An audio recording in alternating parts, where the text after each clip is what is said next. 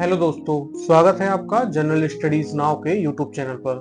देखते हैं पहला सवाल। निम्नलिखित में से कौन सा आयोग सरकार को न्यूनतम समर्थन मूल्यों की सिफारिश करने का कार्य करता है? आपके ऑप्शन हैं राष्ट्रीय किसान आयोग, कृषि लागत और मूल्य आयोग, केंद्रीय सांख्यिकी आयोग या फिर कृषि विभाग। इस प्रश्न का सही उत्तर है विकल्प बी, कृषि लागत और मूल्य आयोग। कृषि लागत और मूल्य आयोग भारत सरकार के कृषि और किसान कल्याण मंत्रालय के तहत एक संलग्न कार्यालय है। इसकी स्थापना 1 जनवरी 1965 को हुई थी। यह विभिन्न वस्तुओं के लिए सरकार को न्यूनतम समर्थन मूल्यों की सिफारिश करने का कार्य करता है। अगला प्रश्न है, अंत्योदय अन्न योजना की शुरुआत कब हुई थी? आपके ऑप्शन है दिसंबर 2000, दिसंबर 2002, दिसंबर 2004 या फिर दिसंबर 2006। तो इस प्रश्न का सही उत्तर विकल्प ए, दिसंबर 2000। सार्वजनिक वितरण प्रणाली को गरीब लोगों तक पहुंचाने के लिए दिसंबर 2000 में अंत्योदय योजना शुरू की गई। इसमें गरीब परिवारों को रियायती दर पर यानी 2 रुपए प्रति किलो गेहूं और 3 रुपए प्रति किलो चावल उपलब्ध कराया जाता है। अगला प्रश्न है, वह दर जिस पर भारतीय रिजर्व बैंक वाणिज्यिक बैंकों को अल्पकालीन ऋण देता है कहलाती है? आपके ऑप्शन हैं repo rate, reverse repo rate, bank rate या फिर इनमें से कोई नहीं। तो इस प्रश्न का सही उत्तर विकल्प ए, रेपो रेट। वह दर जिस पर भारतीय रिजर्व बैंक यानी आरबीआई वाणिज्यिक बैंकों को अल्पकालीन ऋण देता है रेपो रेट कहलाती है, जबकि इसके विपरीत वाणिज्यिक बैंकों द्वारा अपनी अतिरिक्त नकदी आरबीआई के पास जमा करने पर उन्हें दी जाने वाली ब्याज दर को रिवर्स रेपो दर कहा जाता है। अगला प्रश्न है, निम्नलिखित में से कौन देश का सबसे बड़ा राष्ट्रीयकृत व्यापारिक बैंक है? आपके ऑप्शन है भारतीय रिजर्व बैंक यानी आरबीआई, बैंक ऑफ बड़ौदा यानी BOB, central bank of India यानी सीबीआई या फिर state bank of India SBI. तो इस प्रश्न का सही उत्तर विकल्प D, state bank of India.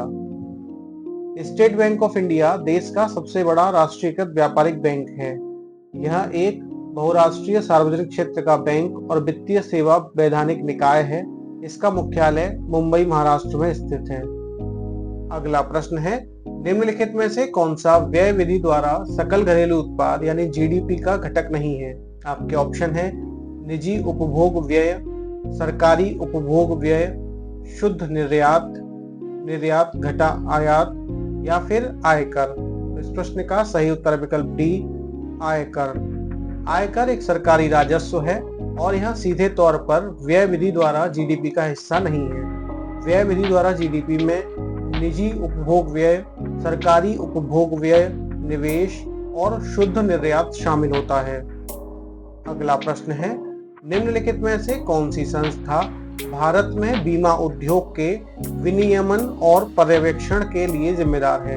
आपके ऑप्शन है भारतीय रिजर्व बैंक, भारतीय प्रतिभूति एवं विनिमय बोर्ड, भारतीय बीमा विनियामक और विकास प्राधिकरण या फिर वित्त मंत्रालय। तो इस प्रश्न का सही उत्तर विकल्प सी, भारतीय बीमा विनियामक और विकास प्राधिकरण।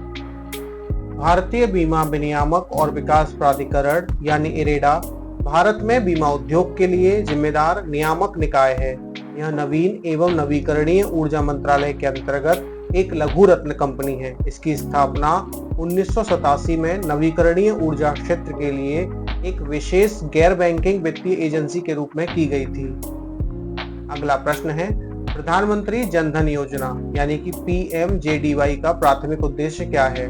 आपके ऑप्शन है डिजिटल भुगतान को बढ़ावा देना, बैंकिंग सुविधाओं तक सार्वभौमिक पहुंच प्रदान करना, किसानों को सब्सिडी प्रदान करना या फिर कम ब्याज दरों पर आवास ऋण उपलब्ध कराना। तो इस प्रश्न का सही उत्तर है विकल्प बी, बैंकिंग सुविधाओं तक सार्वजनिक पहुंच प्रदान करना। प्रधानमंत्री जन धन योजना वित्तीय समावेशन के लिए एक राष्ट्रीय मिशन है।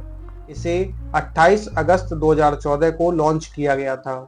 इसका प्राथमिक उद्देश्य बैंकिंग सुविधाओं तक सार्वभौमिक पहुंच प्रदान करना है।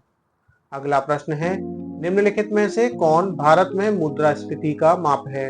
आपके ऑप्शन है सकल घरेलू उत्पाद, उपभोक्ता मूल्य सूचकांक, औद्योगिक उत्पादन सूचकांक या फिर भुगतान संतुलन? तो इस प्रश्न का सही उत्तर है विकल्प बी, उपभोक्ता मूल्य सूचकांक। उपभोक्ता मूल्य सूचकांक यानी कि सीपीआई भारत में मुद्रास्फीति का एक प्रमुख संकेतक है। यह उपभोक्ता वस्तुओं और सेवाओं की बाजार टोकरी के लिए शहरी उपभोक्ताओं द्वारा भुगतान की गई कीमतों में समय के साथ औसत परिवर्तन को मापता है। तो आज के इस एपिसोड में इतना ही। मिलते हैं अगले एपिसोड में, तब तक के लिए धन्यवाद।